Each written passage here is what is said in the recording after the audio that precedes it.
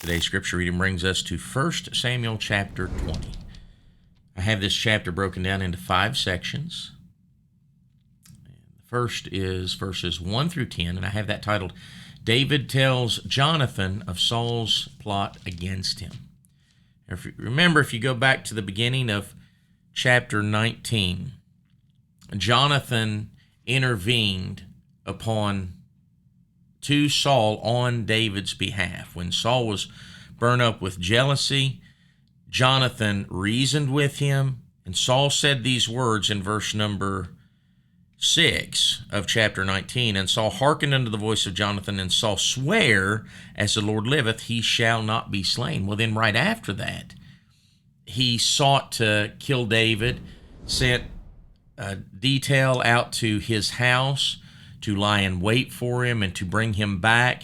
Well, all of this, and then after that, when David escaped and went to Samuel, then Saul sent dispatches unto Ramah, Naioth and Ramah, to go get David there, one after the other after the other, and then Saul himself went, all for the purpose of getting David to kill him. But all of this was unknown to Jonathon, and so at the beginning of chapter 20, David goes back. He leaves Naioth and Ramah and goes back to see Jonathon. And the first part of this chapter in chapter 20 is David approaching Jonathon, says, look, your daddy's out to kill me. And Jonathon is in disbelief. He's remembering what his daddy swore unto him. And David said, no, look, don't you understand? He knows that we're close. This is something that he's not going to tell you. Jonathon is kind of living in a delusional state to some degree, thinking that his father, in his relationship with his father, surely that such a drastic thing that Saul would tell Jonathon about it. But he doesn't. And those words in verse number 3 really kind of reverberate in your head. He said, but truly as the Lord liveth, this is David speaking unto Jonathon, there is but a step between me and death. And I should say so. He's had to dodge like 3 javelins thrown at him, right? So we see that David interacts with Jonathon. He tells him this. And in verse number 11, there at the end, they figure out a way to determine if this be true, and that is the feast is coming up. David should be there. David's not going to be there. And because of that, Jonathon should know by Saul's reaction what Saul's true intentions are.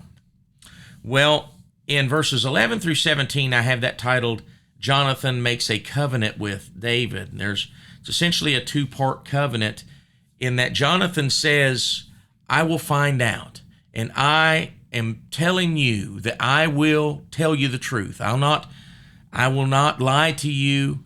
I make this covenant with you. I will tell you the truth, whether he be good with you or whether he be ill with you, if he wishes you harm.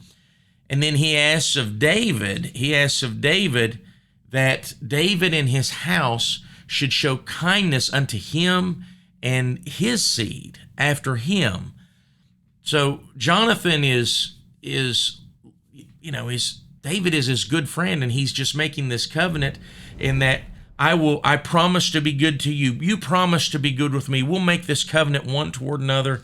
And in verse number 17, it says, Jonathon calls David to swear again because he loved him, and he loved him as he loved his own soul.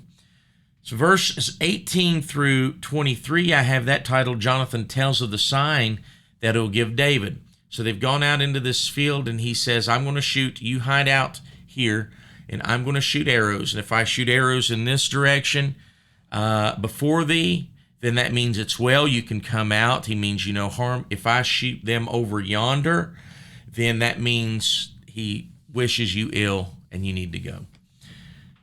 And then after that, verses 24 through 34, Jonathon learns the truth. So the new moon comes, and it's feast time at the house of Saul. David should be there, but because of the pact that they had made between Jonathon and David did not show. David is in hiding, and the first night, Saul says, where's Jesse's son? That's the way he addressed him. He didn't say David. He's treating him in kind of a disrespect in that manner. And where's Jesse's son? And didn't say much about it. Noticed he was gone, but didn't say much about it. The second night, when he noticed he was gone again, he figured maybe the first night he was ceremonially unclean, which there are Levitical laws concerning that, if you had made yourself unclean. But all of these type of ceremonially uncleanliness would only last a day. After you had been cleansed, after that time period, and you'd washed yourself and such, well, he should be able to join the feast the next day. So the first day wasn't that big a deal, but when it came the second day, then Saul's antennas kind of perked up, and he's like, where is he? That's when Jonathon tells him, he says, well, his brothers wanted him to go to the feast at his house. And Saul blew a gasket. And he said something really kind of startling unto his son there in verse number 30. It says, then Saul's anger was kindled against Jonathon, and he said unto him, thou son of the perverse, rebellious woman, do not I know that thou hast chosen the son of Jesse to thine own confusion and unto the confusion of thy mother's nakedness? What he's saying there is that you are not my son. Your mother must have went and whored around on me, because my son would not do what you're doing right now. That, in essence, is what he is saying here. He's saying, you're no child of mine. My child would not do this. Evidently, you are revealing that your mother went out and, played the harlot. In Saul's anger, what does he do? He grabs, this man had an affinity for throwing javelins because he cast one into his own son, Jonathon. He said, you would rather have him than the throne yourself? And then lastly, verses 35 through the remainder of the chapter, which is verse 42, Jonathon leaves and he does not return to the feast the next day. He fasts, and after that, he goes out to the field, and he takes a young lad with him to shoot the arrows to show David the sign of what he had discovered. And it's really heartbreaking. I don't know about you. I love to picture these things in my mind. And what I picture here is Jonathon almost fighting back tears. And he goes out there with the bow and arrow, and he knows that his best friend is hiding over beyond the rock, just over yonder. And he shoots the arrows. And then he says these words here in verse number 37, and when the lad was come to the place of the arrow which Jonathon had shot, Jonathon cried after the lad and said, is not the arrow beyond thee? And Jonathon cried after the lad, make speed, haste, stay not. And Jonathan's lad gathered up the arrows and came to his master. And as Jonathan's saying this, he's saying it unto the lad is hearing it and understanding that it's unto him. But in actuality, Jonathon is telling David, he says, man, you got to go. You got to go. Haste. Then so the lad comes back with the arrows. Jonathon gives him the bow and the arrows and tells him to go back, and he goes back. And again, in my mind, I picture him this. I picture Jonathon looking back as the lad as he goes away.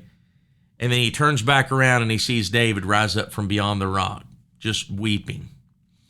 And the two come together and they embrace and they renew that covenant one with another. And then they part ways. And so that's titled Jonathon and David Part Ways, 35 through the remainder of the chapter. It's really a sad story. When you look at Jonathon, Jonathon was a very honorable man. Jonathon was a very godly man. It's a shame that Jonathon was in the position that he was, that he had to choose between who he knew was God's anointed. He knew that David was going to be king, and he loved David, and he knew David did not do anything wrong.